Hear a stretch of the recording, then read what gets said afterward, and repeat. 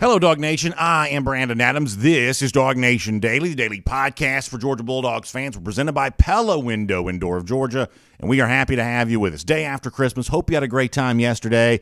And as I told you on Friday as we concluded the week, hope you're now ready to go for the week that's on its way. And this is kind of the soft opening to bowl week. We're kind of transitioning from Christmas to the week at hand. I guess we have some video evidence. Ohio State's arrived in Atlanta. Georgia coming over. You'll hear from both head coaches today, later on this afternoon, so stay close to Dog Nation on that. And then, boom, by tomorrow, there's going to be some opportunity to kind of peek in on some Georgia practices, and we'll hear from coaches and players from both teams throughout the week. By the time we get to Saturday, which is kind of fun when the big game is actually on the day we're used to playing on, by the time we get to Saturday, we'll be ready to go for one of the biggest games that you can ever play. So this is going to be a great time and a great week. We're happy to have you here for it. And we are going to do our part to sort of set the stage for all that. John Stinchcomb stops by today. We're going to hear from 3 different Georgia players in today's show in various forms and fashion, talking about their thoughts on Georgia versus Ohio State. We are just getting ready for, boom, as we say all the time, go for 2 in 22. The moment has arrived to make history and do it and make this a part of the legacy of this Georgia program forever. And I cannot wait to watch it all play out. So what do you say we have the conversation about what exactly it's going to take to get that done? Let's do that right now. It is DawgNation Daily, the daily podcast for Georgia Bulldogs fans, presented by Pella Window in Door of Georgia, and it begins right now. Today's episode of DawgNation Daily is brought to you by Pella Window and Door of Georgia, viewed to be the best. Presented by DawgNation.com. This is DawgNation Daily, the daily podcast for Georgia Bulldogs fans. Here's your host, Brandon Adams. Happy holidays, Merry Christmas to all of you. In and around my household, we sort of still think of December 26th as kind of a continuation of Christmas, so we're still kind of in the holiday cheer here. The Christmas tree is still on the desk, and we're still doing all that kind of stuff, but we're also very serious about football and the big game that's coming up on Saturday. So we wanted to be here today to set the stage for the rest of the week and talk about everything that's going to go down in the build-up to go for 2 in 22, the chance to do that on Saturday, to continue that mission, continue that goal against Ohio State. And I was trying to think about how I want to kind of set the stage, what the rest of the week is going to be like. And I guess I kind of want to begin this way, that many of you know I've been a Georgia football fan for my entire life.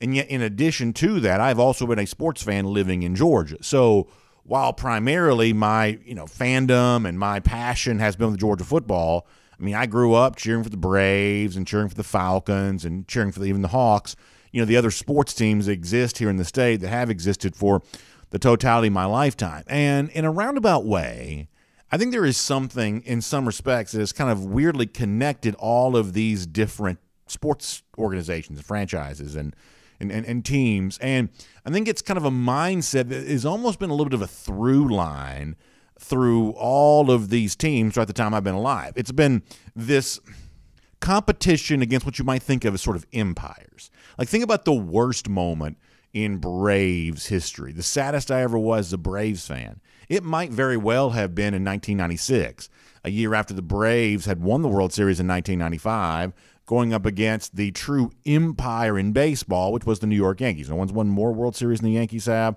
And the Braves had a chance to kind of topple that empire in that World Series right then. They had a 2-0 lead in the series, as you know. Many of you do anyway. And then over the course of the next 4 games, it all just sort of fell apart, and the Braves lost to the Yankees. I would dare say that's probably my saddest moment as a Braves fan.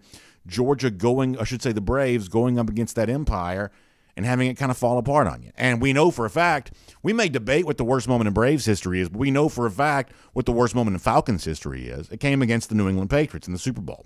Falcons had the 28-3 lead. It's the biggest joke in sports, of course.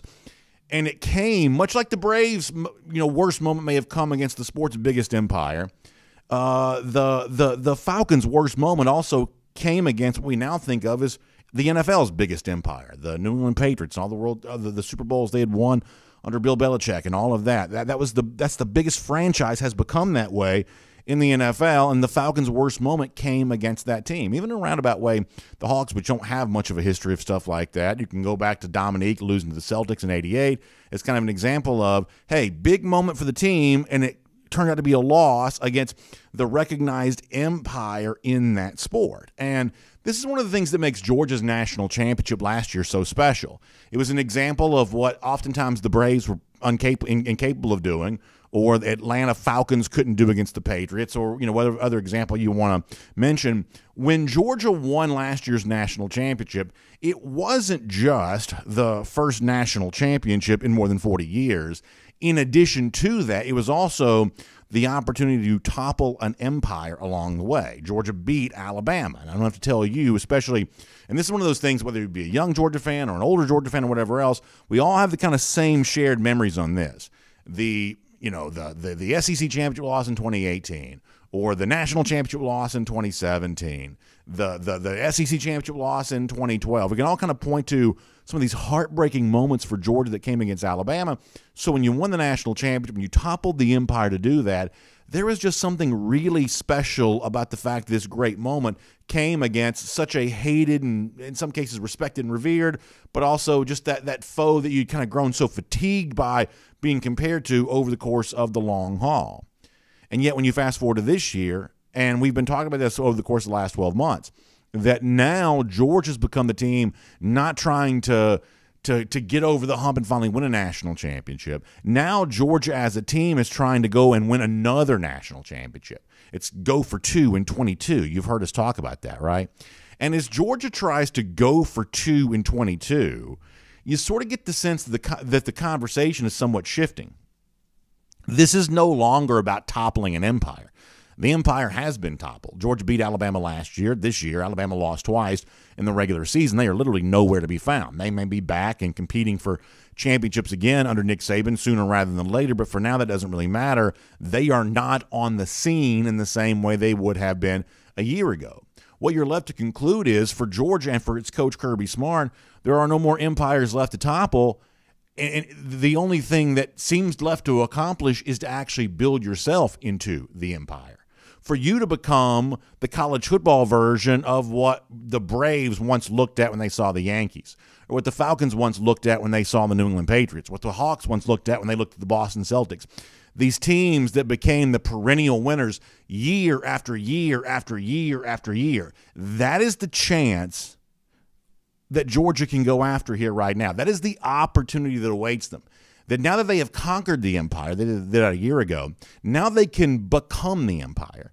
And I'm here to tell you, it's not going to be easy, but it is what's at stake. That is what Go for 2 in 22 is all about. It's about doing something that has not been done in the college football playoff era. And frankly, in the history of college football, it hasn't been done very much either, winning back-to-back national championships. But the significance of the moment shouldn't be lost on you, and it shouldn't be lost on me. And I'm happy to tell you, it's not lost on these Georgia players either. They understand, at least many of them do.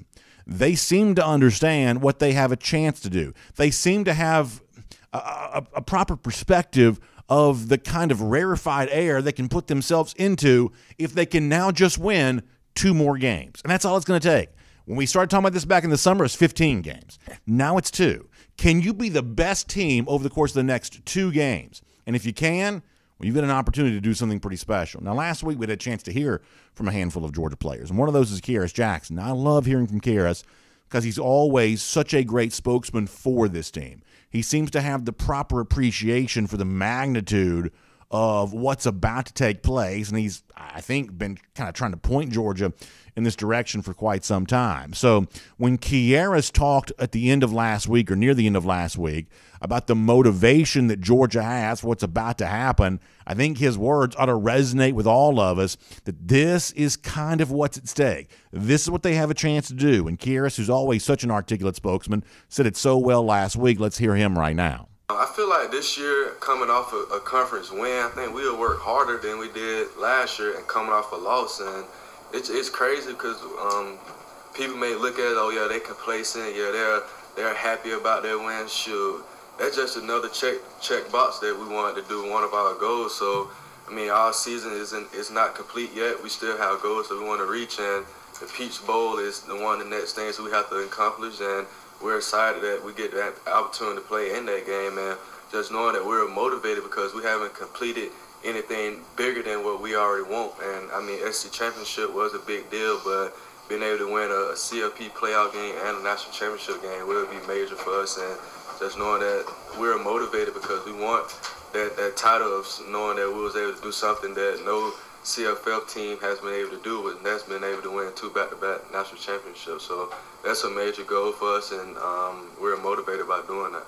When he says CFL, what he means is CFP. In the college football playoff era, we haven't had back-to-back national champions yet, and that's what Georgia wants to be. And there's an element of what Kearis says there that sort of has the now it can be told factor to it, because here's one of the things we heard going into the SEC championship. Kirby Smart said this on a SportsCenter interview, and various players at different times kind of said some version of this, that, we want to win the SEC championship. We want to be SEC champions because that's what last year's team didn't do.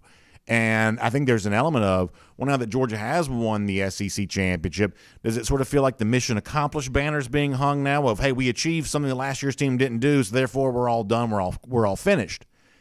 And that's not the case. You hear Kearis Jackson say that right there, that no, we're still motivated. We're not complacent. And this is one of those things where I think you can now go back and kind of understand a little bit more of what the mission to win the SEC championship was really all about. And by the way, Brad Nessler from CBS Sports was on our show prior to the SEC championship, and he kind of hinted at this.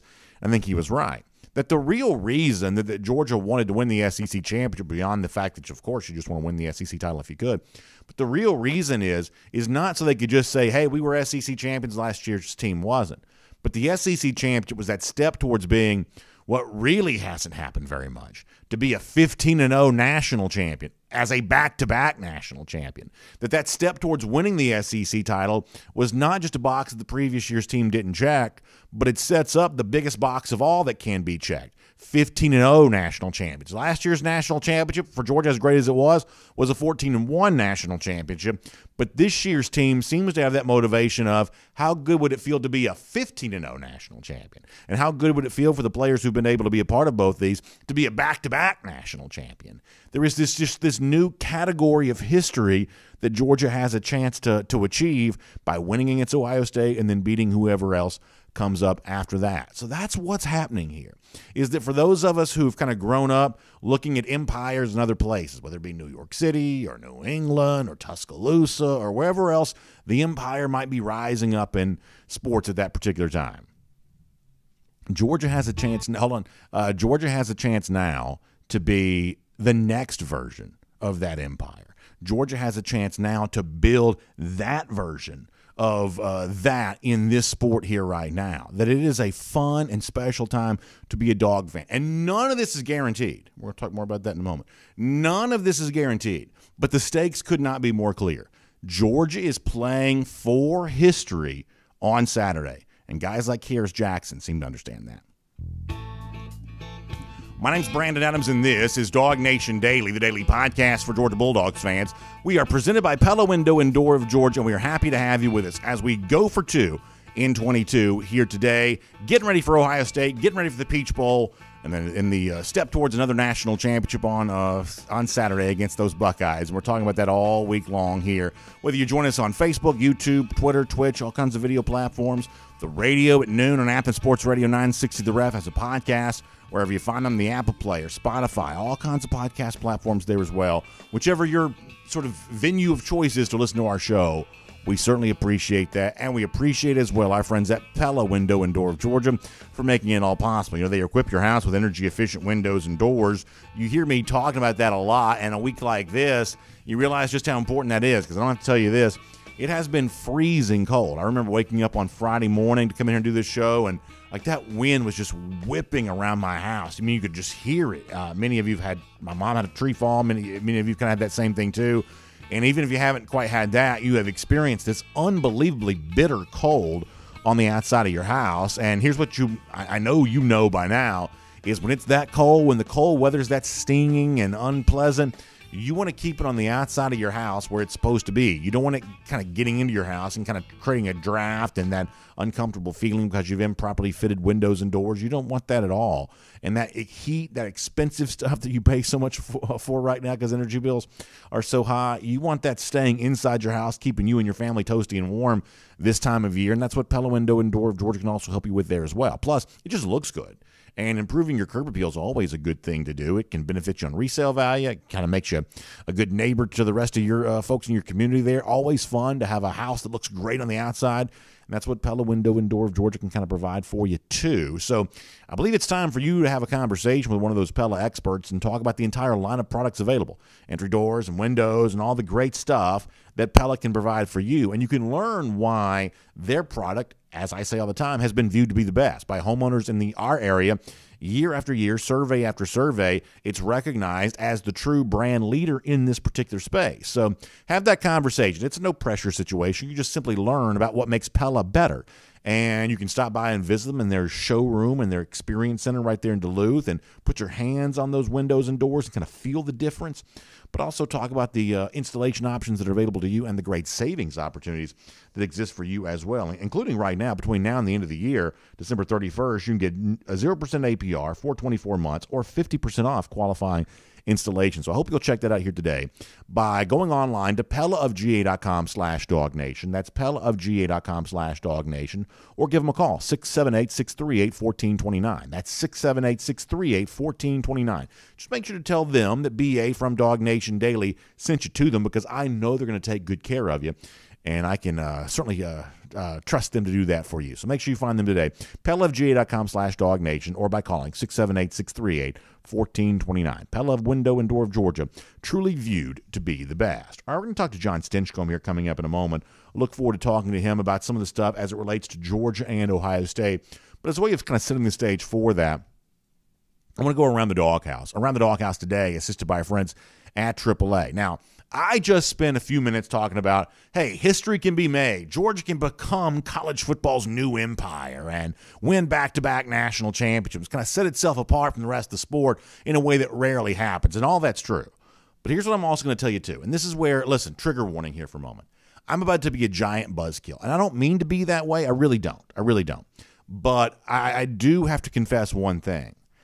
I get the sense that I'm a little bit of an outlier from some of you in terms of the fact that I think some of you, and unfortunately I believe this to be incorrectly, I think some of you think this game against Ohio State is likely to be easier than it's actually going to be. I just do.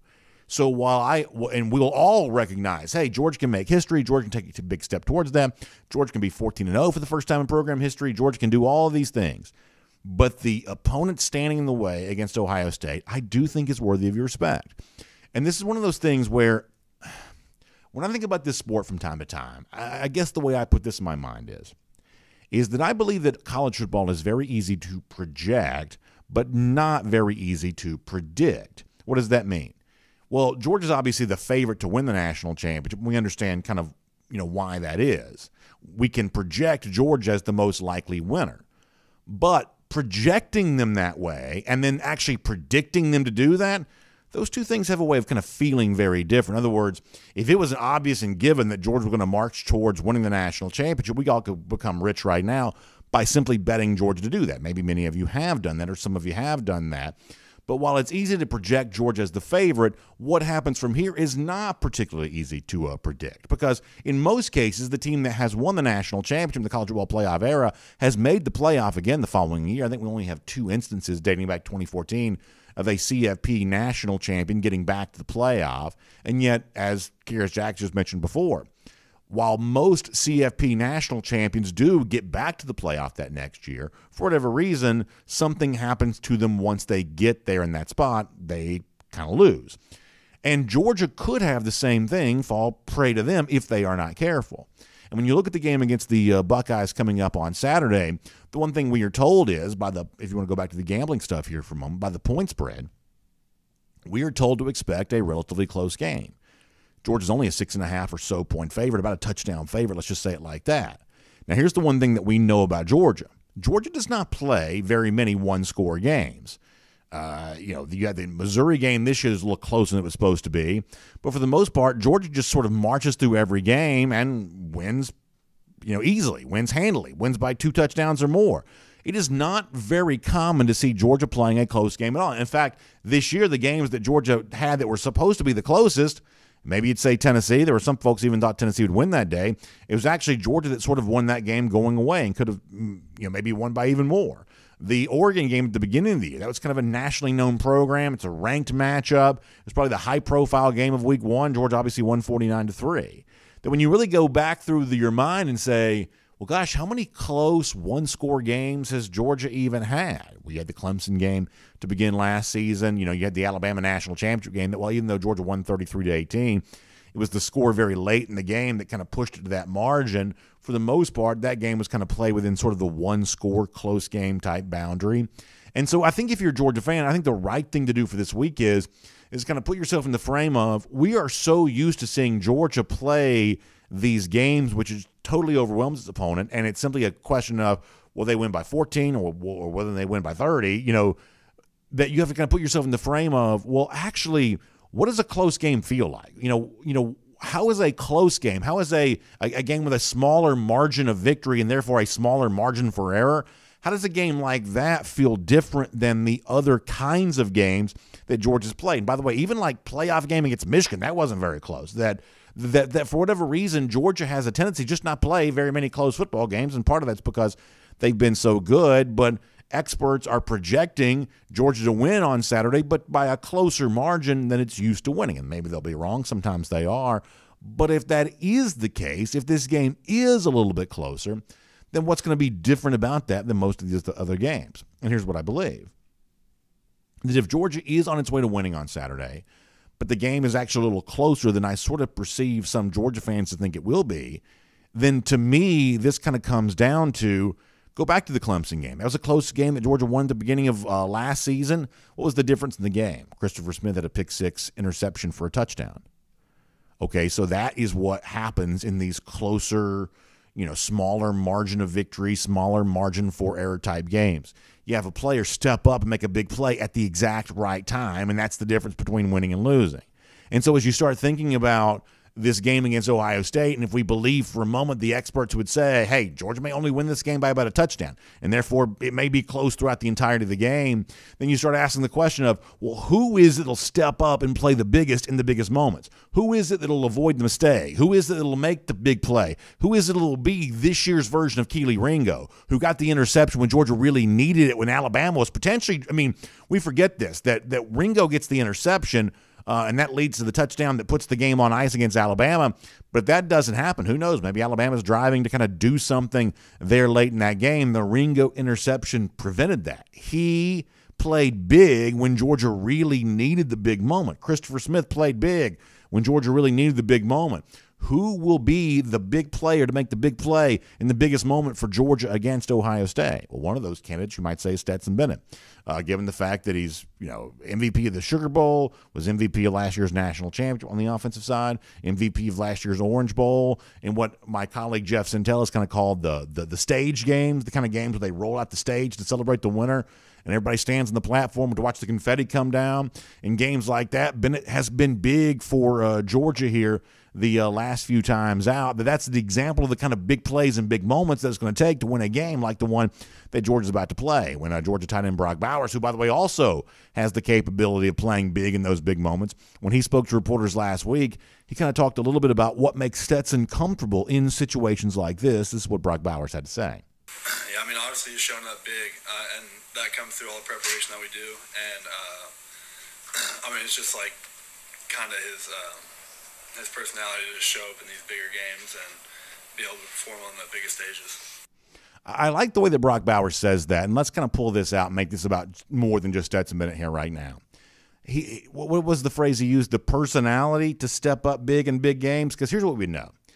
In some respects, it's kind of easy to be a little bit of a front-running type player. I'm not saying it's easy, but you can imagine being comfortable in a game in which you have a big lead, in which the individual moments aren't quite so maximized, in which there is just a little bit more margin for error, that there's a certain kind of player that might thrive in a situation like that might not thrive as much in the scenario where one mistake can really cost my team, or I have a chance to go out and make history by doing what Kearis Ringo did last year against the Crimson Tide. Do I really trust myself to be able to do that? Do I have enough self-confidence to be able to kind of put myself on this big of a stage and thrive in that moment?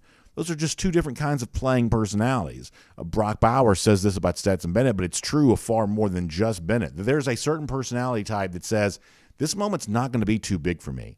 And this stage is not going to be too big for me. I am ready for this.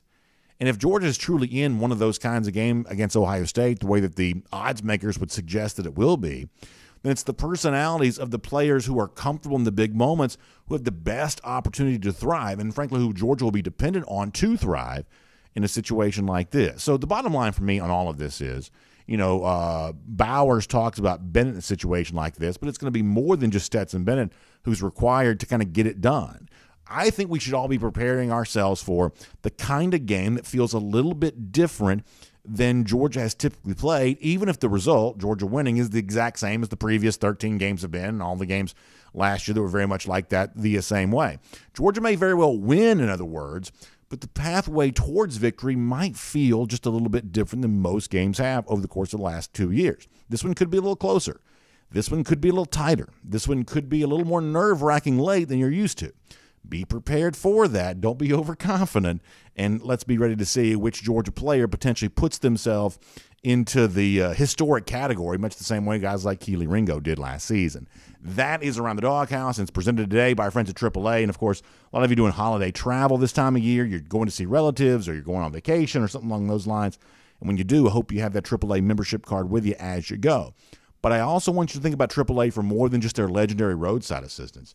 I want you to think about them as a great option for your insurance needs there as well, including home insurance. And unfortunately, we know there are some folks who are going to be making a home insurance claim after a weekend like this where trees were falling, where really, intense winter weather creates pipes that burst and things like that, that all of a sudden some folks who maybe want to be thinking about Christmas and holiday time and things like that are actually thinking about their home insurance in a way that maybe they have not in quite some time. I hope that's not you, but if it is, I hope you have a reliable insurance company like AAA that can really provide some great things for you and do a lot of things throughout the course of your time with them that make you very glad to have AAA as your home insurance provider, including claim forgiveness. I think it's really neat.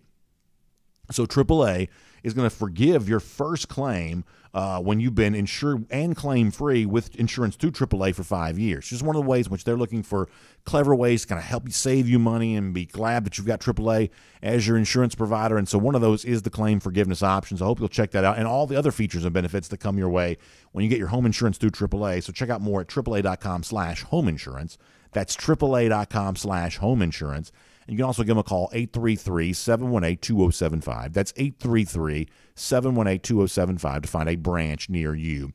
Great to have AAA assisting us with Around the Doghouse here today. All right, before we're done, Georgia defensive lineman Zion Logue has said some interesting things about what he sees when he looks at the Ohio State offense. And I would say there are a lot of Georgia fans that hope what Logue is saying is true. We will talk more about what that is a little bit later on. We'll also set the stage for the rest of the bowl season, including the other big CFP matchup to take place at the end of this week between Michigan and TCU. We will do all of that before we're done. But for now, on everything as it relates to Georgia and Ohio State, let's keep the conversation going with our buddy John Stinchcomb, the great former UGA All-American, here on DawgNation Daily, presented by Pella Window and Door of Georgia. From Athens and across the SEC or wherever the recruiting trail may lead, here's a DawgNation.com insider. I am so tangled up in all my cords over here. This is one of those days where I'm all tangled up to be as much as anyone can be.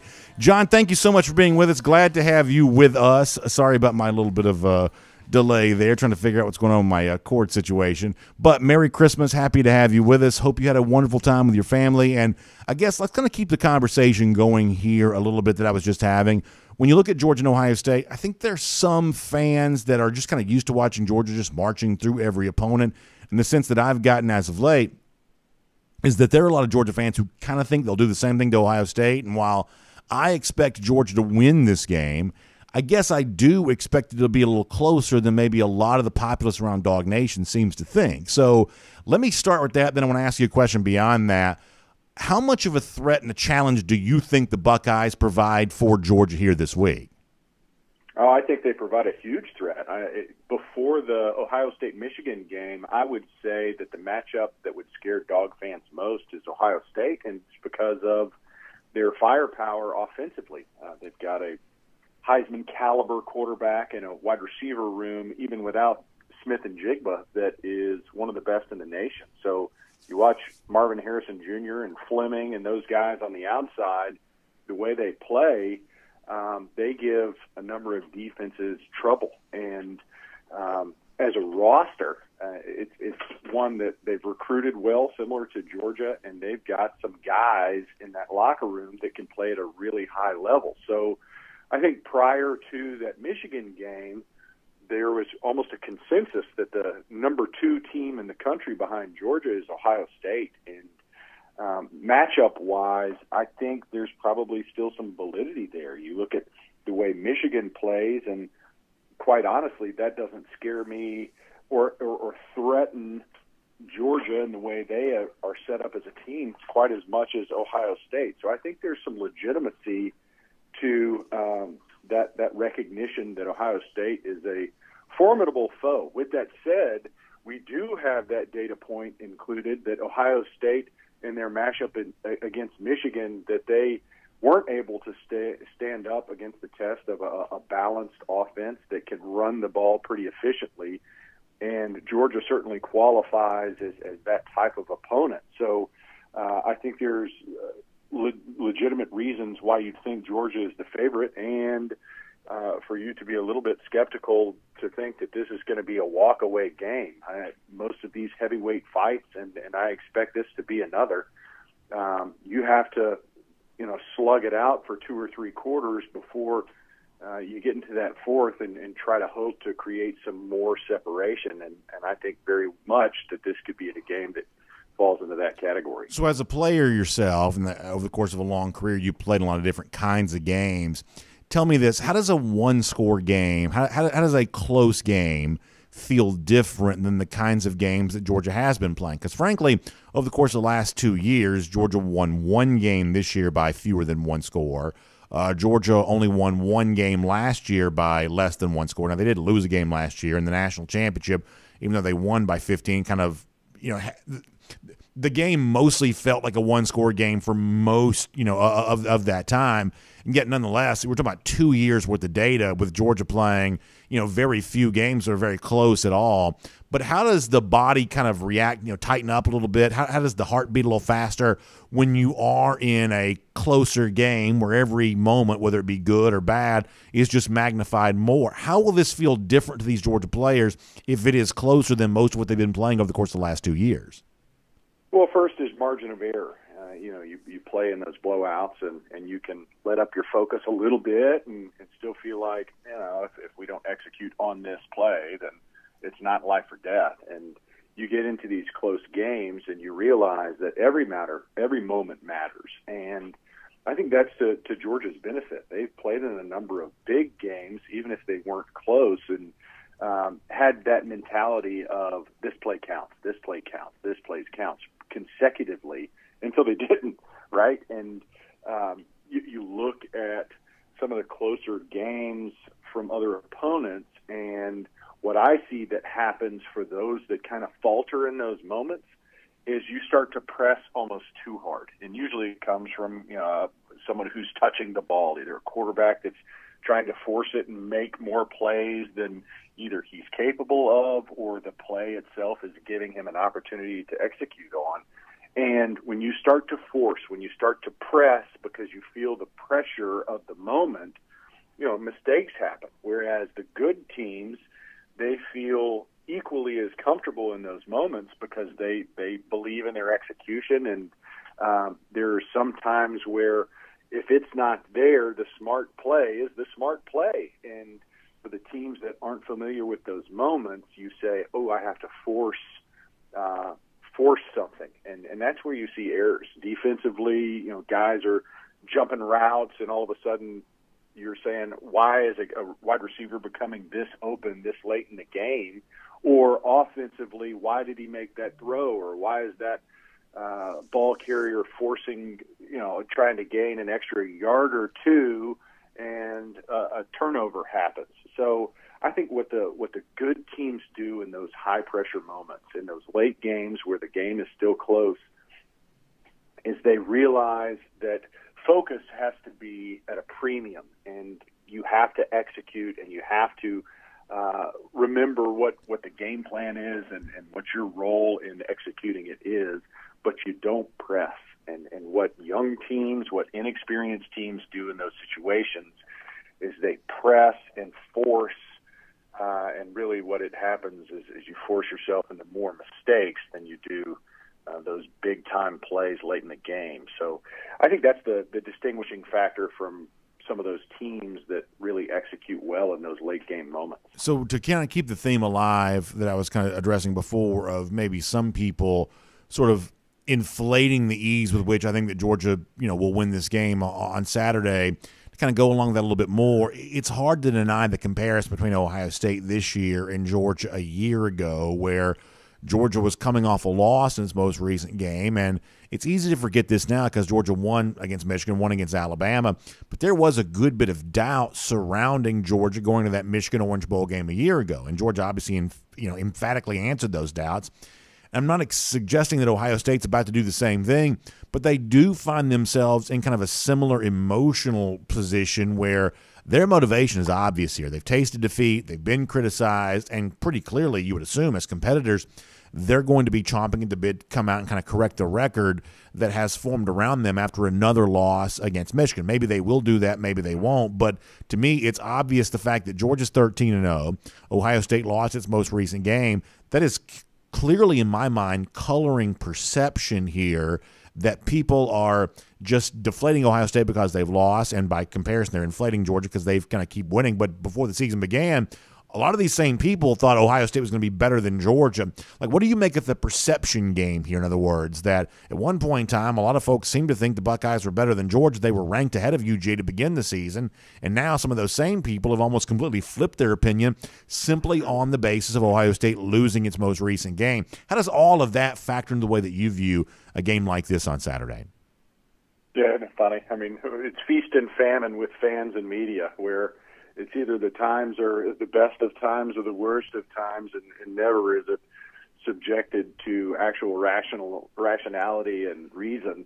Ohio State's a very talented team, and I expect this to be a close game with Georgia coming out on top and moving on in the national championship. But Ohio State is a formidable foe, and they are a highly talented team. They've got a number of playmakers offensively and defensively, and now there's motivation that comes into play. And for those that are like, oh, motivation, why aren't you motivated all the time? Well, I get it, but what it does for players is say, we still have something to prove here. It's the same.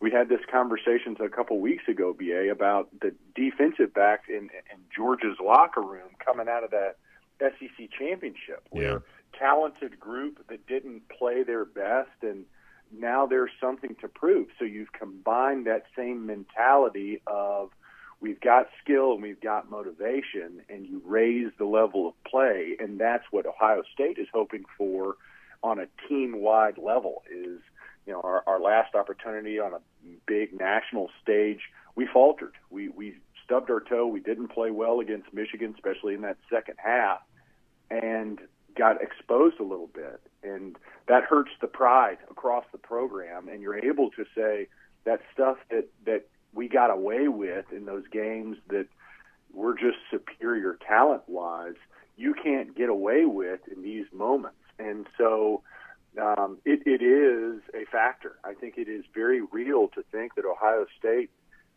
is taking some umbrage to the national coverage of this game, saying 7-point underdogs for us, despite this Michigan game, is an insult. And we need to go out there and prove that we are arguably one of the best teams, if not the best team in the country. And now it's Georgia's challenge to show that the little things haven't slipped, and they are the very best in the country and can prove it against anyone. And Ohio State is, in my opinion, that barometer for this season. I think they pose the biggest threat for Georgia, and that's in one hand. And the other hand is I still think that Georgia is head and shoulders the best team in the country. So this is the equivalent of a national championship level game in the semifinal round.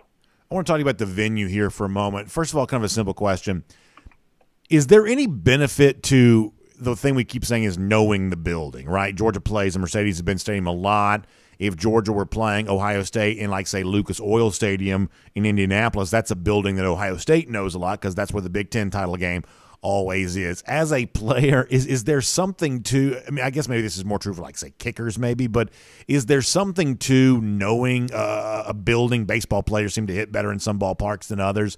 But as a player yourself, maybe it's an offensive lineman, you'd say, all I'm doing is just smashing, into these big dudes on the other side. Maybe that's the same no matter where you're playing.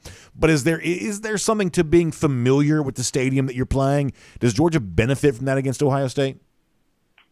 Yes, in a couple ways. One, this is the third game they've played in the Mercedes-Benz Dome this season, so you're not concerned with, is this going to change up my routine, or what's the footing, or do I have the right shoes, or what's the lighting light on punts? They've checked all those boxes a number of times. The second thing is, we can't lose sight of, this venue is an hour away from campus, and though Ohio State travels well, I still feel like this is a huge advantage for Georgia in that it not only the familiarity feel like a home game, but the crowd. There's an expectation that Georgia is going to be well represented, and it's because the game's in Georgia, and I think that's both huge advantages. Most of the domes these days, there is, very little variance in field quality and locker room quality and all those things. Yes, I get that. There's, a locker room is a locker room. The field's still 100 yards long and 53 wide. Okay. But just the comfort in that environment as you prepare for the game, I think allows you to kind of relax in some areas and focus where it needs to be. And, to me, that's the biggest thing in sports, is your ability to minimize distractions and focus on what matters. And when it's you're in a comfort zone, you're able to do that at a much higher level. And also, I've kind of expressed this a couple times over the last few days, and a lot of my crackpot theories end up not being true, but one of the theories I have right now is for a number of different reasons. I think they're going to end up being fewer Ohio State fans in the stadium on Saturday than some folks maybe anticipated. I was kind of on guard, John, for this to be like, hey, biggest game of all time, and Georgia fans are obviously trying to fill the building because it's close to home and they just love their team. And Ohio State fans, it's this huge fan base. There are a lot of Buckeyes that live in Atlanta, and I sort of expected the same level of passion on the Ohio State side. And to be frank, John, I'm not seeing it. And maybe I end up being wrong about that, and maybe like right before the game, Buckeyes kind of show up in big numbers. But I am sort of anticipating this being a very large home field presence for UGA. I think the only thing that would stop it is if a bunch of rich folks in Atlanta who just don't have a tie to either team, if they're the ones that scarf up the tickets, because sometimes these big games sort of feel a little bit corporate and not quite so college football-y, maybe that would prevent this from happening. But the honest truth is I sort of feel like this is going to be a pretty big Georgia home game on Saturday. That's what I'm expecting anyway. Yes, and I think that there's other factors that are included in that. One, I think the expectations for an Ohio State fan were dampened because of the Michigan game. Two, I think the realization for Georgia fans of going, I might have spent a chunk of money heading out to Indianapolis last year, probably might want to conserve a little instead of going to L.A. for a national championship this year. This might be a really good opportunity for me to see Georgia play one more time in the college football playoffs in my backyard. So there's motivating factors for Georgia fans to scoop up some tickets here for the Peach Bowl, and you've probably removed some of that motivation for Ohio State fans. Now, with that said, I don't expect it to be as lopsided as it was in the SEC championship, where I don't know what you would estimate the LSU fan total to be in that dome was, right, but it was very lopsided. Great point. I don't expect 50-50, and I don't expect the Georgia dominance in numbers fan-wise in the SEC game, but I still expect a majority of the fans to be calling for the Dogs. That's a great point. There will probably be more Buckeyes than there were LSU fans in December. I think you're right about that. But still, I'm assuming kind of a decided advantage in favor of Georgia. That's a really good point. Let me finish with this, John. And maybe I've asked you this before, but I want to revisit this because of what we're going to hear from Zion Logue in a moment. The comparison between Ohio State offensively and Tennessee. Now, the football X's and O's expert will say, oh, it's not the same thing at all because Ohio State runs their offense this way and Tennessee runs its offense this way. Schematically, they are quite a bit different. We'll stipulate that. But it is high-powered quarterback, team that scores a lot, very, very good wide receivers. So understanding the two sides of the coin here. Schematically, very different. Results-wise, kind of similar, near the top. Both are in terms of yards per play and touchdown scored and all that kind of stuff. How much comfort do you take that the only time this year that Georgia's faced an offense that sort of looks like Ohio State, Tennessee, Georgia really handled business that day? How much comfort should a Georgia fan take from that going into this game against the Buckeyes? Well, I think a couple things come into play. Our secondary played exceptionally well. They were put in strained and stressed situations schematically and answered the bell consistently against Tennessee. The second thing is that it's a big game, a big atmosphere, and our players obviously didn't cower in that situation. They understood the matchup, and it's similar for Ohio State to win, they're going to have to be effective offensively. I think that's the storyline everyone's aware of heading into this game of C.J. Stroud and these wide receivers. Can they stress this defense? And Georgia against Tennessee was able to answer that call, given that it's a high game against a high-powered offense. So those similarities are in play. Now, with that said, one of the key factors, I think, when I think back of the Georgia-Tennessee game, is the amount of pressure that Georgia was able to get on the quarterback and lead their secondary in one-on-one situations. And in my evaluation, I think this Ohio State, especially their tackles, are better than what Tennessee has. So it might, I think that dynamic is a little bit different. And the ability to get to Stroud and not give him the time, I think is going to be a big factor. How can we pressure the quarterback and not give him the time? You look at the last time Georgia lost, and that was against Alabama, and you had a very capable quarterback with wide receivers that were, I think the word elite gets thrown around a lot, but for that group, it certainly was applicable. And I think that's what the threat, the scare, the fear is for Georgia, is if you give a very capable quarterback time with wide receivers that can create space on their own, that's a problem. Georgia was able to eliminate that by not giving the quarterback time against Tennessee, and we'll need to find ways to get that accomplished again against Ohio State, because C.J. Stroud and Harrison Jr. and Fleming, all those guys, you give them time, and it's going to be a problem no matter who you are. So I was going to let you go, but you brought up something that I want to respond to, and I promise I'll let you go after this, John.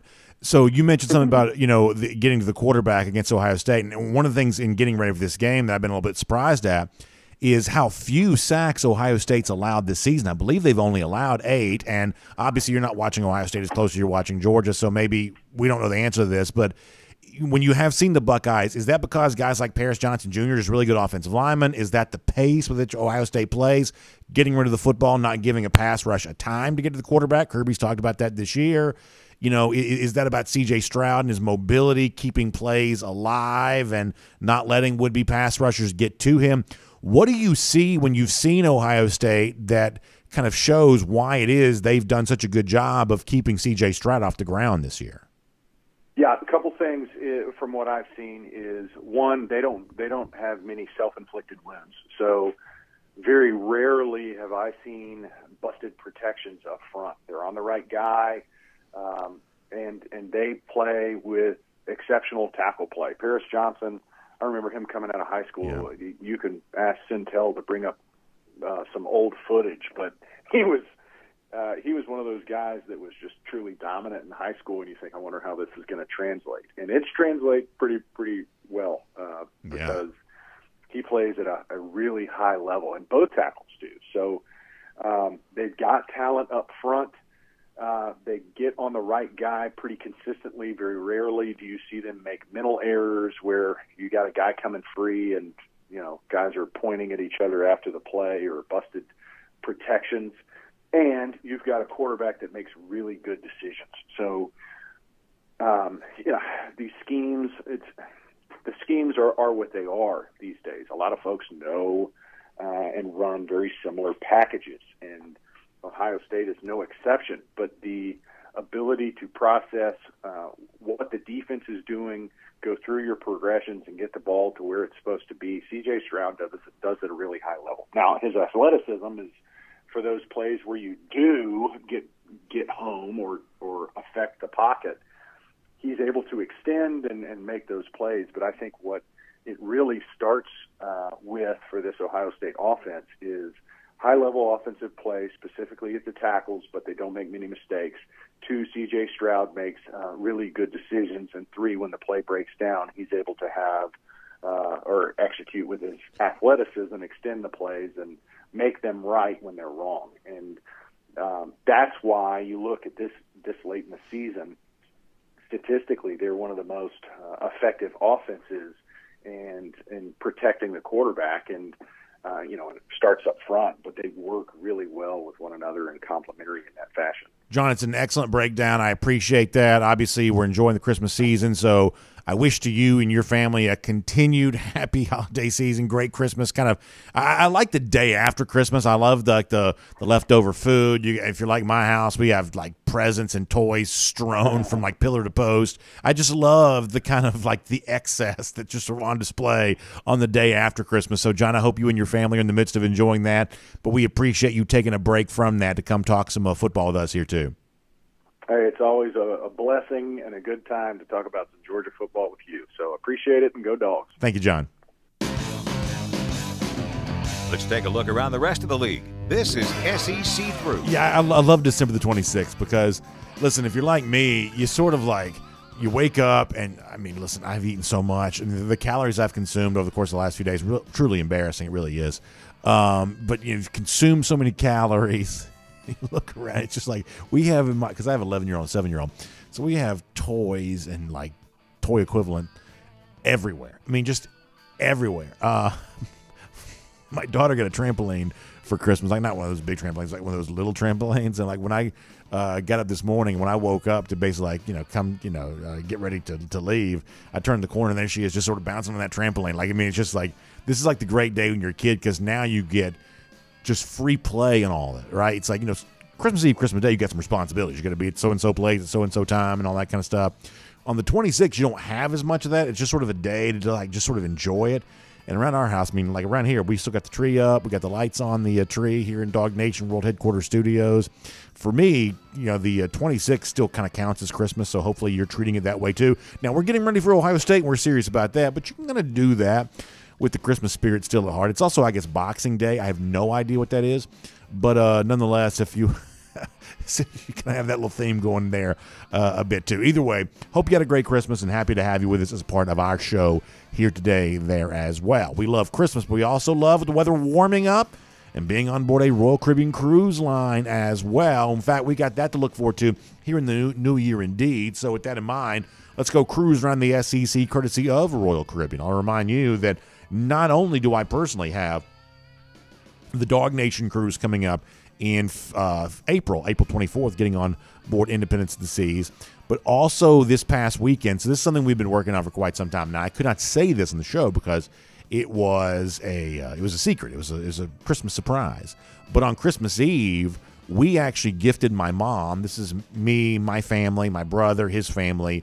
We gifted my mom with a Royal Caribbean cruise vacation. We're going to take her on board Independence of the Seas. Big family cruise coming up in June. We're going to do the 3-night getaway there. The Royal Caribbean, if you want the sort of the short itinerary cruises, you can go on the 4-day cruise, or you can do the 3-day cruise. It kind of goes over the weekend.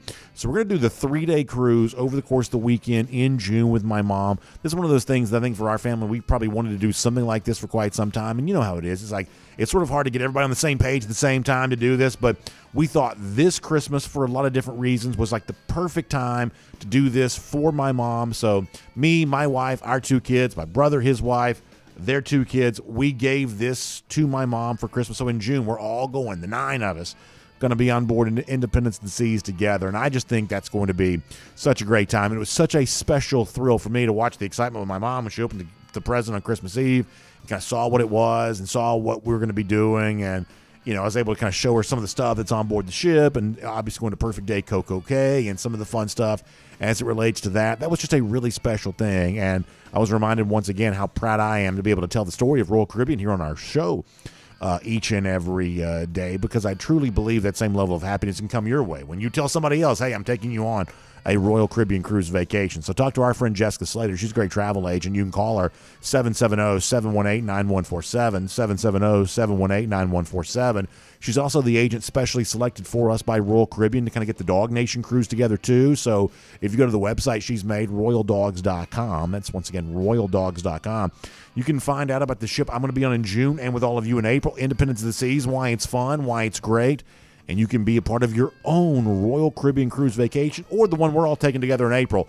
Time now to act on that. So we'll certainly look forward to seeing you on board Independence of the Seas later on this April or whenever you have a Royal Caribbean cruise vacation coming up. Now, with that said, we'll transition here and go cruise around the SEC courtesy of Royal Caribbean. And so we're about to get to the moment in which bowl season is going to kind of matter a little bit more than it has. I like what you might think of as the bad bowl games, the one in which you have sort of like MAC team playing Sunbelt team or whatever else. I kind of like some of that kind of stuff. It's just sort of fun to try to make sense of games that are really at face value kind of nonsensical. I enjoy that. But as we get deeper and deeper into the month of December, you start to get more of the kind of games that take place that have teams that maybe you've seen play more frequently during the year. And so we kind of have that upon us. And as I look ahead to the weeks, I should say the days that are upcoming prior to Georgia taking on Ohio State on Saturday, I think you see two themes kind of emerging here that are probably worth paying attention to as it relates to the bowls. Theme number one is this. It's about time for the SEC to start playing a little bit better in some of these bowls. We saw, Florida get embarrassed against Oregon State. I did not think Missouri looked particularly good against Wake Forest and losing the other night. And ultimately, it probably doesn't matter all that much. But, right now the SEC is not really doing very much so far in bowl season, at least in the early stages here. So when you start looking ahead to Wednesday, that's when Arkansas takes on Kansas in the Liberty Bowl. Probably be a lot of Arkansas fans there in Memphis there for that game. Can Sam Pittman and the Razorbacks give you a better showing than SEC teams have given you thus far? Also start thinking about Ole Miss against Texas Tech in the Texas Bowl. That's a game that comes up on Wednesday night there as well. Chance for the SEC to start playing a little bit better. And the other thing you'll see kind of emerge as a little bit of a theme here, of course, the next couple of days here, that teams with a bowl win, they can kind of put themselves into a really fun offseason conversation, entering into the 2023 season with a little bit of hype around them. Now, most of the time, the team that wins the bowl game and gets hyped for the next year, most of the time that usually ends up being kind of unrequited. That in other words, the hype they get for having won the bowl game ends up not being real, and they end up not really living up to that same standard once the next season begins. But you think about, like, say, UCF and Duke in the Military Bowl on Wednesday. This is a Duke team that performed really well under first-year coach Mike Elko, and I would say that Gus Malzahn, as the Golden Knights, is that what they're called? The Golden Knights get it ready to move towards the Big 12. They have a chance kind of do so. There's a little bit of steam. The winner of that bowl game might matter a little bit. I think Oregon, North Carolina is kind of the same way. As it stands right now, both the quarterbacks of these two teams returning next season. Bo Nix coming back for Oregon. They've obviously put a huge recruiting class together. Drake May, is, as of now, says he's coming back from North Carolina. He's also shot down some of he got offered $5 million. As I say all the time, there's a huge difference between what is said on the record, what's said off the record. And when off-the-record information ends up being shared as like hearsay, there's a reason why hearsay is not admissible in court, is because what one person says off the record to somebody else, it doesn't become a fact just because you heard it. So when someone like Pat Narduzzi goes on a radio interview and says, listen, I heard that Drake May got offered $5 million. Well, just because you heard it, and now all of a sudden, the coach is reciting that doesn't make it true, and Drake May has said that isn't true. So right now he's staying at North Carolina. And when UNC and Oregon battle each other in the San Diego County Credit Union Holiday Bowl, that's another one of those games that does have the potential of setting the stage for a little bit of hype for one of these two teams going into next year. I would say the same thing a little bit about the Alamo Bowl between Texas and Washington. Michael Penix, another quarterback. I believe Penix has announced he's coming back for Washington next season. The Pac-12 actually has a good crop of experienced quarterbacks returning next year. So that should be fun. You get to Friday, I think Notre Dame, South Carolina is a really good Gator Bowl. I think that's really fun. And by the way, you talk about being excited. Now, yeah, here you go. You got some SEC teams in bowl games. South Carolina, Notre Dame in the Gator Bowl is going to be really fun because, listen, the Notre Dame team that's on the field for this game is going to be a good bit different than one they have next year probably. But South Carolina sold a ton of tickets for this game, a ton of tickets. Their fans are traveling in huge numbers down to Jacksonville because they're the kind of teams that like bowl games because they haven't been very good. They love the way they finished the season, obviously by beating Tennessee and by beating Clemson. So they have a lot of steam going into the Gator Bowl. The opt-outs and the transfer portal impact that a little bit. But I think the Gamecocks are actually excited for Notre Dame. That should make for a pretty fun game. Tennessee, Clemson, there's tons of opt-outs here. Obviously, a lot of that on the Tennessee side for certain. But nonetheless, I still think that as an Orange Bowl goes, that's a pretty fun one. We know that Dabo said something the other day that kind of got taken as a little bit of a shot against Tennessee. He was saying it about South Carolina, the team they were about to play at the end of the season, but it was one of those deals about how basically kind of making fun of Tennessee for thinking it was going to make the playoff and then obviously, got embarrassed by South Carolina. He was saying that as a warning to be ready for South Carolina, but now that they're playing Tennessee, some people are kind of revisiting some of those comments as making that be a bulletin board thing or whatever else. But one way or another, that is a very interesting game. And frankly, I think the future for Clemson's pretty interesting here too. So I kind of like that. Then obviously you get ready for what's going to happen on December 31st, the other playoff game. And I got to tell you, just to be completely honest with you here, I do not yet have a very big, well-thought-out opinion of TCU Michigan. Frankly, a lot of our commenters from time to time will give me their thoughts about the game, and right now I'm as interested in that as I am my own opinion because I just don't know what I see taking place in this Fiesta Bowl as of yet. Part of my issue is, and you've heard me say this before, at least if you watch or listen regularly, I've been wrong about TCU so much that the assumption I have that Michigan's likely going to win and frankly likely to win relatively easily, the assumption I have about that, I have to be on guard for the possibility that's not true because of how many times I've been wrong about TCU already this year. So that's kind of where I am. My instinctive belief is that Michigan wins and probably wins fairly comfortably. But given the times in which I've been wrong on TCU this season, when they've pulled out wins I didn't think they were going to get, I have to at least be on guard for the possibility I might not be right about that. So as the week goes on in this space, around this time in the show, we're going to try to talk more about that. For now, we'll make that cruising around the SEC courtesy of Royal Caribbean. Now, here on DawgNation Daily, presented by Pella Window and Door of Georgia, I want to get back to the Georgia-Ohio State talk for a moment and want to do so kind of on a springboard of what John and I were just talking about there a moment ago about Ohio State and how much Ohio State does remind you of the high-powered offense of Tennessee that Georgia shut down a little earlier this year. I think if you're an X's and O's person, you'll say, well, they're not the same at all because of how Ryan Day runs his offense differently, the way that Josh Heupel runs his offense.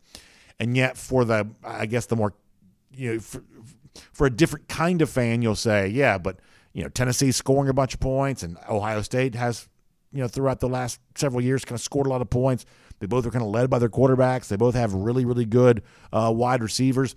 There's frankly an element in which Georgia fans hope they're viewed similarly because they saw what Georgia did against Tennessee, and you hope you can do the same thing there against Ohio State. Well, the other day, Georgia defensive lineman Zion Logue actually talked about this a little bit. He was asked about who C.J. Stroud kind of reminds him of, and he did mention Hendon Hooker, the quarterback for Tennessee, that Georgia put on his back over and over and over again to begin the month of November. This is what Zion Logue said about that the other day. He kind of reminds me of Hendon Hooker.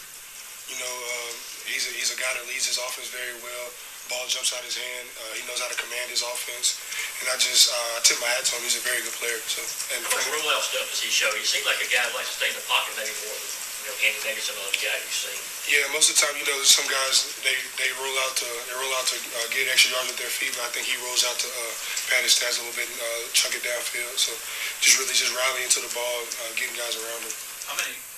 That last part of that's going to be really interesting because, as I mentioned with John Stinchcomb a moment ago, that if you look at the overall stats, Ohio State's actually probably allowed fewer sacks than you might realize, fewer sacks than I probably realized, and some of that's to the credit of their offensive line, but some of that is, as Zion Logue was discussing there, a guy like Stroud who kind of rolls out, keeps plays alive, gives himself a chance, buys time for him to make a throw.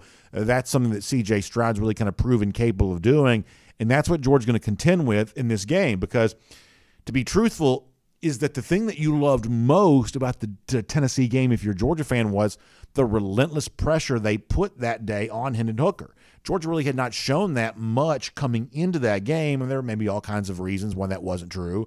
Kirby had talked a lot about the way in which other teams were getting rid of the football quickly, making it hard for Georgia's pass rush to get there, and maybe that was true. I'm certainly not smart enough to dispute that. But against Tennessee, somehow magically, when they really needed the pass rush, Georgia figured out a way to do that, and they looked a lot like the 2021 team with the way they got after Hendon Hooker there that day. And I would say that you've got to try to find some way to do that against Ohio State there as well. But as Zion Logue says, the trick is that C.J. Stroud's rolling out. He's trying to buy time. He's trying to keep plays alive.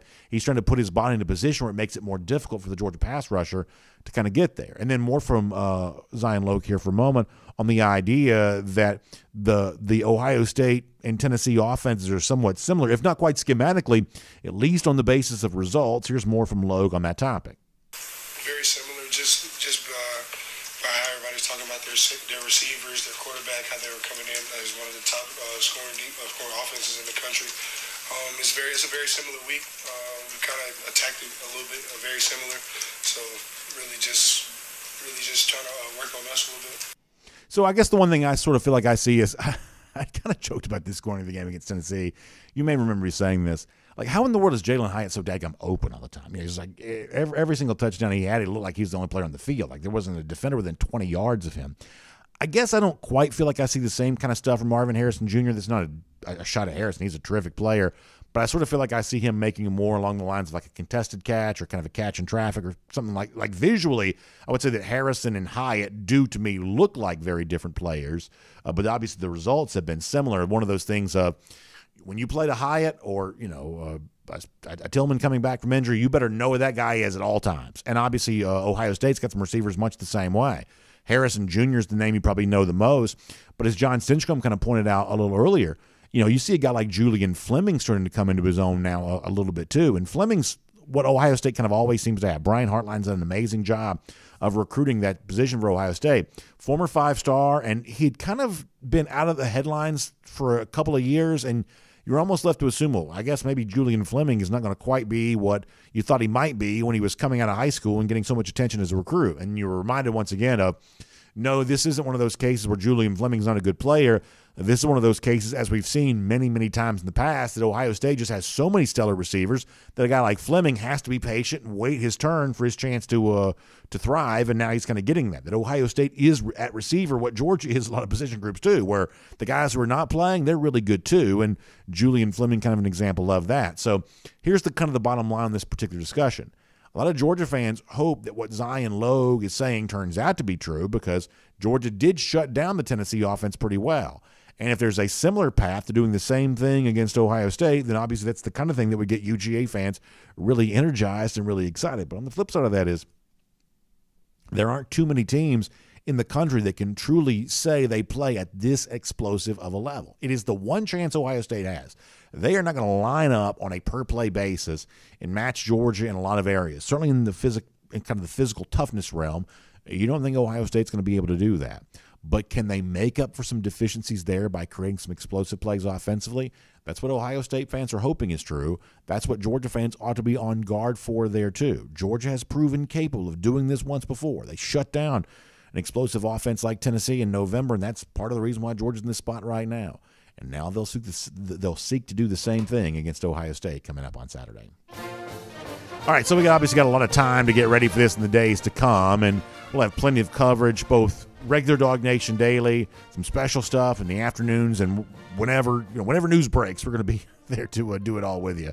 There's going to be a lot of coverage coming up over the course of the next couple of days. Also, to kind of wrap things up, let's do some golden shoes here. And some of these are just sort of the traditional Christmas-themed golden shoes, including Bill Sanders, who sends a pretty picture of Uga with the Santa hat on. Merry Christmas. He says, Merry Christmas, BA. Go for 2 and 22. And, Bill, we appreciate that. Merry Christmas right back at you and to all of you there as well. Kevin Daniels sends a beautiful picture of a Christmas tree here, kind of a Georgia-themed tree. Get the Georgia Santa hat on top, which is, I think, the same one I was wearing the other day, and then all the Georgia-themed ornaments. Kevin, that's really beautiful. But then there was this. So on Friday, speaking of the Santa hat, I tried to wear the Santa hat. Let me show you this, our next golden shoe here.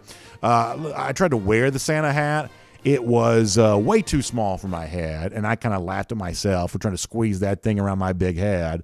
And that elicited a huge response from a great number of folks in our audience about what maybe I could do next time to make this a little bit better. So let me show you this here for a moment. All the various folks. Georgia on tap sends a gigantic Santa hat on top of what looks to be a huge statue of some sort of Bigfoot-looking creature. Maybe I should wear that. Trey in Athens sends kind of a cool photo of Harry Dog wearing a Santa hat. That hat looks like it might fit me. Trey, I appreciate that. Jermaine King sends the photo of one of the Georgia players. Remember the big hats they were wearing after the SEC championship? Maybe that might fit on my head. East Atlanta Santa Dog also sends one of those he kind of transposes the big hat on top of my head there to see how that might look.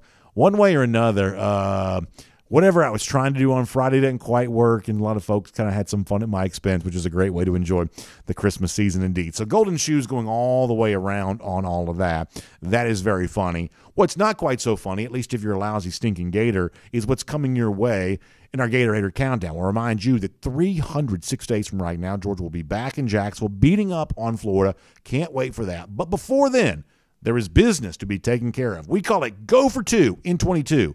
We are getting closer. Game week has arrived. So enjoy it. We'll see you tomorrow for DawgNation Daily, presented by Pella Window and Door of Georgia. We will look forward to talking to you then. And on video.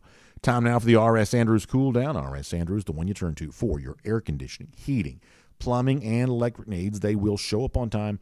They'll do the work that's promised for the price that's promised. You can trust R.S. Andrews on all of that today. So we're going to take a couple of your comments here. We are not going to go real long just because it's still, December the 26th, and a lot of folks still enjoying some Christmas stuff. So we want to be respectful of that, but nonetheless give you a chance to kind of weigh in on what's been out there with Georgia over the course of the last couple of days, including our thoughts on the big game coming up on Saturday. So let's hop in here, get your comments, and we'll get rolling. Noah Sheldon 500 gives you an interesting prediction. Pierce Spurlin to be the next Brock Bowers. Boy, that's a strong prediction. Wow, that's amazing. That's amazing. Darius Jackson checking in from Columbia, South Carolina. Darius, appreciate that. Glad to have you here. Let's see what else is going on. Greg Rosenberg says college football is still a talent game. He's going back and forth with our buddy G. Grace, saying that Saban's recruiting machine will always keep Bam at the top. That's the engine, not the play calling. Yeah, listen, talent matters, and if you don't have it, it's sort of like the deal of, if you don't have the requisite talent, you can't even get through the door. Now, what happens when everybody's got the elite talent at the college football playoff level? That's kind of the way that goes. There's a little bit extra component that's required to kind of finish off the job, but you have to have the elite talent just to get in the door. In other words, when you have, a very high level of talent, the way that like Alabama and Georgia and Ohio State do, and at a given time, sometimes you might say an LSU is kind of in that same category. Sometimes you might say a Clemson in that category. There's three teams that are always sort of there: Alabama, Georgia, Ohio State, from just a raw talent perspective. And there are a couple of other teams that sort of rotate in and rotate out of being in that same category. But the point is, for the truly elite talent teams in the country, measured by recruiting rankings, things like that, then for the most part, over the course of, like, say, a 12-game schedule, you're going to beat most teams before the game even begins because they simply can't match what you do. It's almost like a NASCAR thing. They just have a bigger engine than you have. And if you watch racing and things like that, there are a lot of people who show up to the track knowing they can't win. They simply can't win because they don't have the financial resources to build the same level of, like, automobile that they're competing. They are literally competing against a machine. Sometimes we call, football team, so-and-so's a machine. Well, in NASCAR, you're literally competing against a machine, and you can't build the same machine, and you know it. You just know you can't win. And college football, there's a version of that that's also true there too, whereas, like, for a lot of games in the regular season, you just overwhelm your opponent with talent. But when you put just those same teams in the same category, so-and-so having a little bit more talent than somebody else, that doesn't necessarily show up in terms of an edge towards winning the game.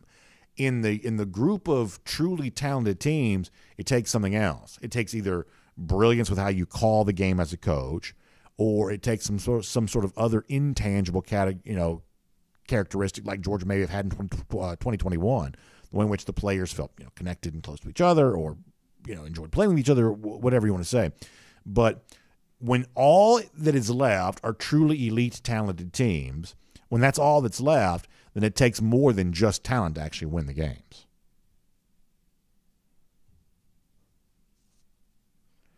G. Grace Bama Boy says we wasted talent this year, and G's being honest about his team, and I'm not trying to be snarky, go back and forth, but I mean, it clearly is a disappointment for Bama fans. That it is, and this is not me trying to be funny. They did have Bryce, they did have Will Anderson, and there are other talented players, obviously. But on paper, we would have said Bama had best quarterback in the country, best defense player in the country. A lot of folks would have said on paper that's what Alabama kind of had, and for that not to add up to a college football playoff appearance that's a tough situation right there. Now they've had so much winning, they've done so much that obviously over the totality of what Nick Saban's done in Alabama, this is just kind of a footnote to that. But clearly it was an opportunity lost. Ant Dog says, and earlier in the show we talked about, hey, if the game's going to be close, then big players got to step up in big situations. Ant Dog says, here's my bold prediction, 80 Mitchell's going to be that guy. 70-plus yard touchdown late to put the Dogs up by 2 scores. That is a strong, strong prediction, Ant Dog. Very, very strong. I like it.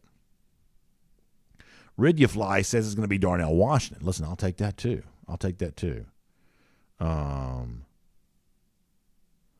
Let's see what else. Jonathan Aaron says, I hope you and your family had a wonderful of Christmas. We certainly did. I appreciate that. Thank you very much. Foster Moss says, what's up, Brandon Cruz Adams? Hope you and the family had a great Christmas. We certainly did. And Foster also said, hope you and the family. Yeah, we certainly did. Appreciate that. Good stuff.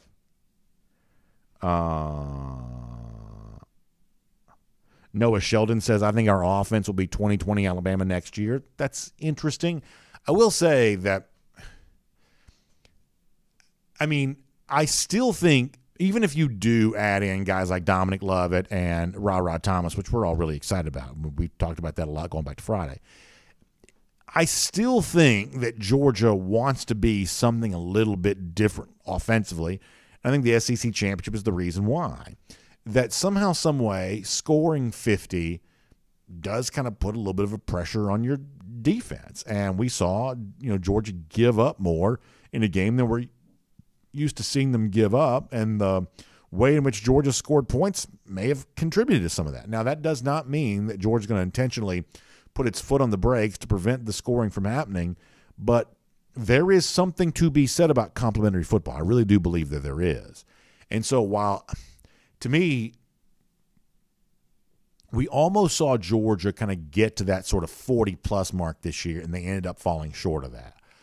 I still sort of think that's the goal, is like, can you finally get to that 40-plus point number? They almost did this year. About halfway through the year, it seemed like they were going to get there, and then they just didn't. They just stopped throwing it and scoring at the same level kind of late in the year. They just stopped. So you say 2020 Bama, you also say 2019 LSU. Those teams were like 50 points per game. Georgia under Kirby quite hasn't been yet like the 40-plus point per game.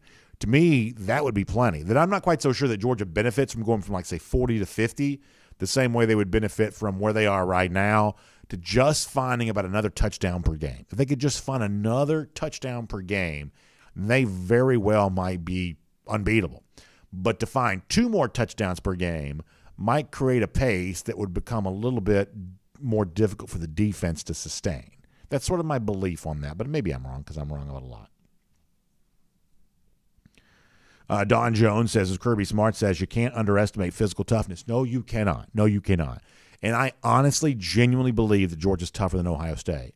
And I honestly, genuinely believe that that's why Georgia's going to win. And yet I'm also hopefully self-aware enough to say, if I am wrong, why will that be? I'm trying to anticipate, because you can make a list of the things I've been wrong about, everything from the weather to, college football results. If I am wrong, why will I be wrong? And Don, the picture I have in my mind of what wrong looks like in this case is that, yeah, Georgia's physically tougher, and yeah, Georgia asserts itself that way, but Ohio State makes up for some of their toughness deficiency by hitting enough explosive plays to kind of give themselves a chance in the game, and then late in the game, if it is close, almost anything can happen. Because to go back to our conversation from the regular show, is that not only in a close game are like mistakes magnified or like big plays magnified, here's the other thing. Random stupid luck is magnified as well. I mean, that's the other thing that kind of comes up here. That, you know, if a football gets tipped, what happens when the ball's in the air is just up for random chance. And that becomes a very, very big thing in a close football game. You know, guys running the football, ball, you know, comes out of his hand, lands on the ground for either team, by the way. Whether your team falls on it or their team falls on it, once the ball is on the ground, there's an element of that that's just sort of up for chance and luck to decide. So that's the other thing kind of about the close game is that, yeah, the big plays, the mistakes are all magnified, but also the lucky stuff sort of magnified too. So can Ohio State mitigate against its lack of toughness in comparison to Georgia by hitting on enough explosive plays to make the game close and to give themselves a chance to have something crazy happen in a close game situation? And that's how wins turn into losses. It really is. BMAX says, like the ball hits a guy's helmet and gets intercepted. Yeah, I mean, Georgia actually benefited from some of that in the LSU game too. But when you're up by a million points, you don't think as much about some of the wild, crazy stuff. But if something like that happens in a close game, you better believe you remember it forever. Unfortunately, like say like the 2012 SEC championship or something like that. Let's see what else. Larry Wheeler says, to go back to something we were saying on the YouTube side a moment ago, when the talent's close, the coaching comes into plays, and then the player's heart and the determination comes up after that. I think that Larry's right. I think he's right, is that in a game in which talent's relatively similar, and the Ohio State talent measurably is pretty similar to what Georgia's is, in a game like that, then it's going to take something else besides talent to determine who actually wins. Either a coach makes a brilliant decision or a coach makes a disastrous decision. I'm reminded of what the baseball manager Earl Weaver used to say, that over the course of a season, I won't win you many games, but I'll lose you a few. In other words, it's easier for a coach or a baseball manager to make a bad decision than it is for him to make a measurably good decision. Maybe that's the case. Or as Larry said, maybe it's not the coach pushing the right button or pushing the wrong button. Maybe it's just one team and that kind of intangible thing that makes a team that pushes it over the top. We would say that might have been true for Georgia last season. If you've ever seen the movie Rounders, I like the poker movie Rounders. One of the things that they talk about, or Matt Damon's character says in the movie, is to him, poker isn't luck because, as he says in the movie, the same small handful of people end up at the final table at the World Series of Poker every single year. Now, that kind of used to be true more so than it is now because of a million different reasons we won't get into. But at the time that Damon said that, that was true, is that the skilled players were finding a way to get to that final table each and every year. And you see this in basketball too, like the Final Four. You know, same handful of coaches are making the Final Four, you know, so often, so frequently. In college football now, the same small handful of programs. Now Georgia for the third time, Alabama for a million times, Clemson at one point for a million times. Ohio State's been kind of a regular sort of appearance in the college football playoff. These teams that kind of find a way to get there over and over and over again, they clearly have that edge that gets them to use the poker phrase, that final table. What happens when you're at that table? Maybe you get dealt good cards, maybe you get dealt bad cards, but it's pretty obvious the teams that have the clearest path towards getting there, because it seems like the same ones sort of do it year after year after year. And by the way, Don Jones, who we quoted a moment ago, says, I'm feeling pretty confident right now. Go for 2-22. Don, I love that. GDog72 says, when it's elite talent competing against each other, it comes down to execution, and that's a good way of saying that, GDog. Appreciate that. Rambo says you can't plan for luck. That's where mental toughness comes into play. Like Stetson's mindset after the fumble against Alabama. That's right. He did bounce back in a big way after that moment, and that was kind of a bad luck type thing, and he bounced back from it. That's a good point. And I also kind of agree with Rambo's sort of point overall here, which is, hey, you know, if you put yourself in a situation where bad luck can beat you, it might beat you, so therefore try to be so good that bad luck can't hurt you, because ultimately that's why you want margin. That's why you want to be up, 14 points, 17 points. That's why you want that little bit of extra padding, because in a football game, a lot of weird stuff can happen. Smart people sometimes say almost as much as, like, say, a third of the game may come down to luck. So therefore, you better be very, very good. You better have some extra margin. You better have some padding with your score, so that if a bad lucky thing does go against you, it doesn't necessarily beat you. But in a game in which you have not pulled away from your opponent, in a game that remains close, then almost anything can happen. I'm not a big believer in the idea of, like, say, game control. That's kind of a made-up stat. But that's what game control really means. If you're up big enough, you don't lose control of the game when a bad luck thing happens. But if you've been kind of playing around all day long and you haven't extended your lead over your opponent, then the moment that, to use an example somebody gave a moment ago, the moment a football does hit a helmet and go flying up in the air, well, at that point in time, then you may be in danger of losing the game. Lee Burkett says the Dogs must hunker down from the kickoff. Ohio State is tired of hearing they aren't physical enough. Lee, I understand where you're coming from on this, is that we're going to learn something very interesting about Ohio State, because they have heard this now for a month. They've heard it now for going on more than a year. They've lost back-to-back games against Michigan. Whatever response they have to all of this criticism, and they're getting more of it than maybe some of you realize, whatever response they have to all of this criticism is going to be on full display coming up this upcoming Saturday. You're right about that. VA Dog says, any update on Ladd McConkey? We will hear from Kirby Smart today. Now, it won't be a very long press conference probably, but we kind of knew that there'd be a lot of radio silence from Georgia over the course of this month. That's worked out for the most part just that same way. Kirby told us the other day that at the time, neither McConkey nor McClendon had really been practicing yet. Does Kirby give us more of an update on that when he speaks today? I certainly hope so, but my guess is it'll probably still be pretty nondescript. Let me go over to Facebook for a moment. And then after that, we'll get ready to start wrapping up.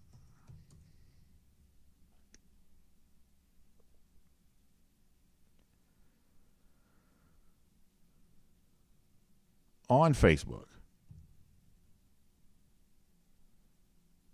Scott Gentry says, finish the drill. Come in hot, stay hot. I like that, Scott. That's very good. Finish hot. I like that. Brandon Griffin says the media finally stops overhyping Ohio State, and now they're, quote, disrespected. I understand where you're coming from on this. But, Brandon, here's what I'm going to tell you, is that I'm just sort of wired to be on guard against very aggressive about faces in terms of public perception. You want to go back to the summertime? I was at the time saying, hey, Ohio State's being overhyped. Ohio State's being the unanimous agreement that everybody seemed to have that Ohio State was going to be better than Georgia. We said that was incorrect at the time. But when so many people, and this is outside the bubble of DawgNation, this is not Ohio State fans, this is just sort of the college football public at large. When so many people so dramatically change their opinion so quickly, I'm just on guard against any kind of perception swing like that, because typically speaking, that many people can't be this right at the same time. It's just not really the way that things work. I'm not telling you that it's always wise to be contrarian, because sometimes the contrarian point of view is wrong. In other words, going against the grain isn't always the right way to view things. But I do believe it's almost always the right way to start your evaluation. In other words, when I see a lot of people kind of lining up on one side of any issue, my first thought is, can this many people be this right about this? I just have a natural skepticism sort of baked into my way of viewing the world. I just do. And you're right. Beginning of the season, everybody's universally believing this is going to be Ohio State's year. They're the number 2 team in almost everyone's preseason ranking, and that was probably a little overinflated. We said that at the time. But for those same people, and I'm talking about a huge number of these same people that had Ohio State by perception ahead of Georgia to begin the year, the fact they've automatically flip-flopped this on the basis of Ohio State losing a game, that kind of dramatic rush to change your opinion makes me a little nervous. It does. It does. Chris Slim White on the subject of Kendall Milton. Yeah, late this season with Milton being healthy, some of the big runs he's had have been really eye-opening. Very, very impressive. It'd be great to think what he might be able to do over the course of this upcoming college football playoff.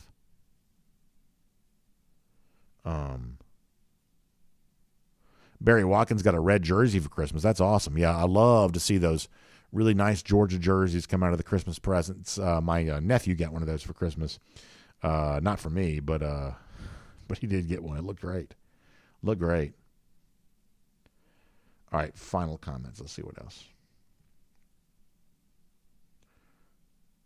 Matt Rukavina says Ohio State took the same approach as Alabama, score as many points as possible, and sacrifice your defense in the process. And, Matt, I think you and I would both say that Ohio State realizes they got that wrong. I do. And I think they have spent this year trying to correct that. And for the most part, it's been somewhat successful. It clearly did not work against Michigan in their most recent game. But part of the story for Ohio State this season has been trying to correct the description that you just gave, and I believe it is true, that Ohio State has just under Ryan Day become a soft, finesse-oriented football team. And that'll get you a long way towards winning a lot of games, but I don't believe it'll get you over the finish line to actually winning a national championship, and that's the stuff that Ohio State's trying to fix right now. I believe you're right about that. And we'll see how much of that can be fixed over the course of just 1 month.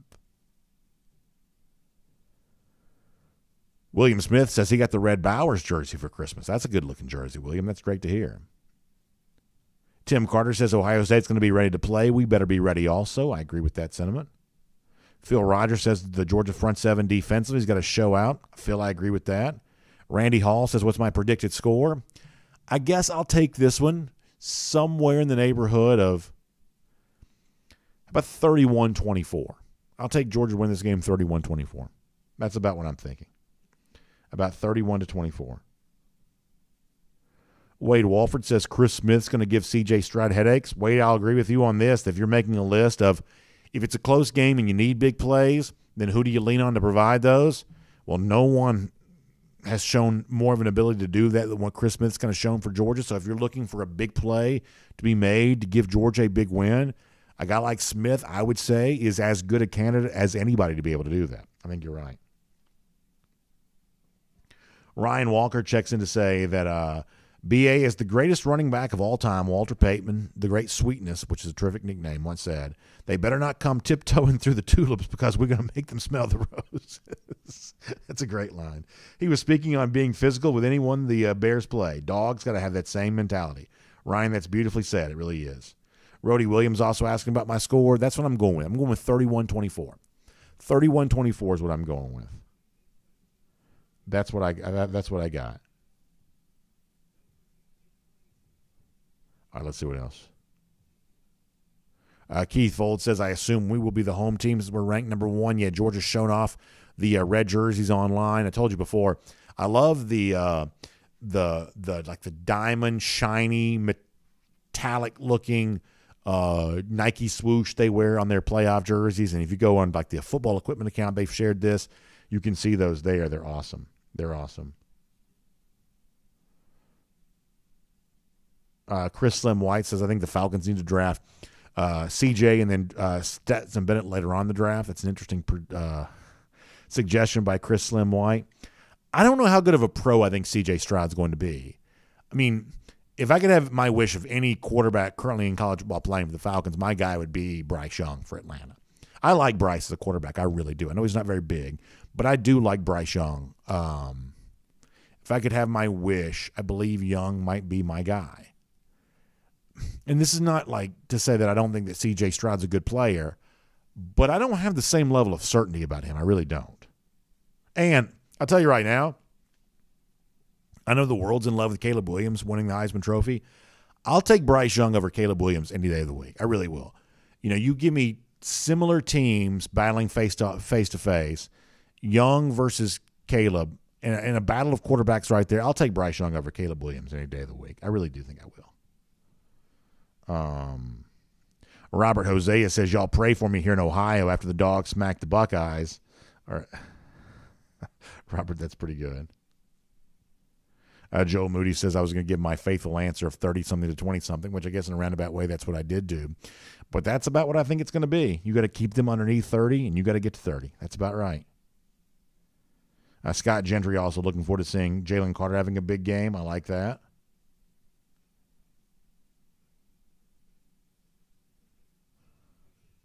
Brandon Griffin, good stuff, as always.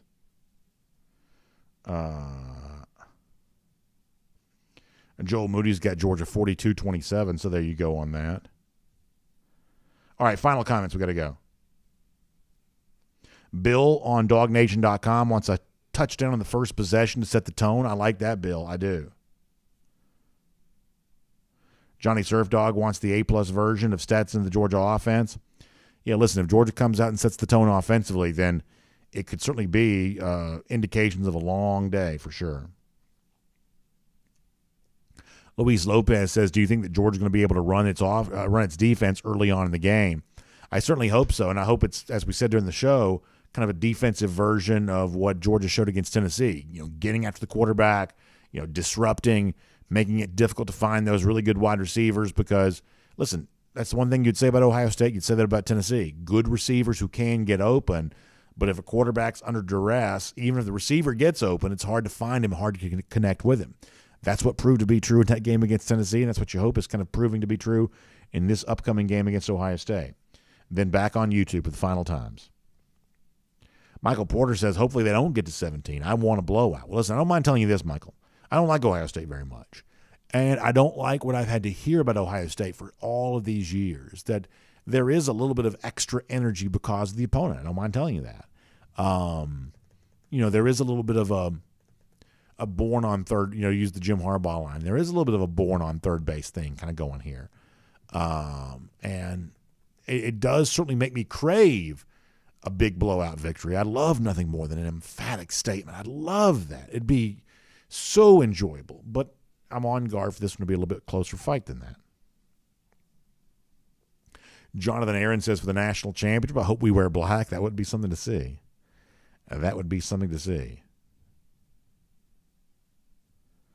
Timothy Bates says, do you think that Ladd McConkey is going to be okay for this game? I simply don't know.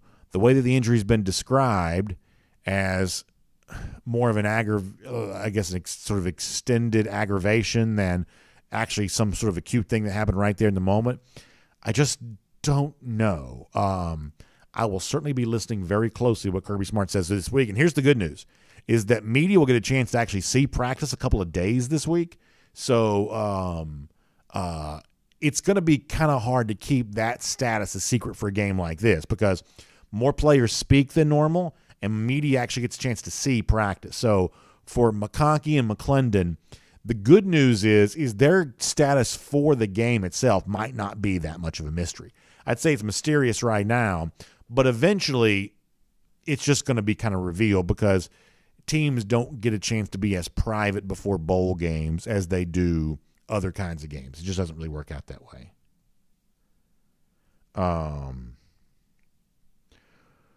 All right, we got to go for now. Good stuff. Merry Christmas to all of you. Thanks to R.S. Andrews, making the R.S. Andrews Cool Down possible, the one you turn to for your air conditioning, heating, plumbing, and electric needs. They, of course, show up on time. They do the work that's promised, the price that's promised. You can trust all of them on all of that today. Also, check out the AJC online, ajc.com. They'll have plenty of Peach Bowl coverage from the Atlanta perspective here this week, too.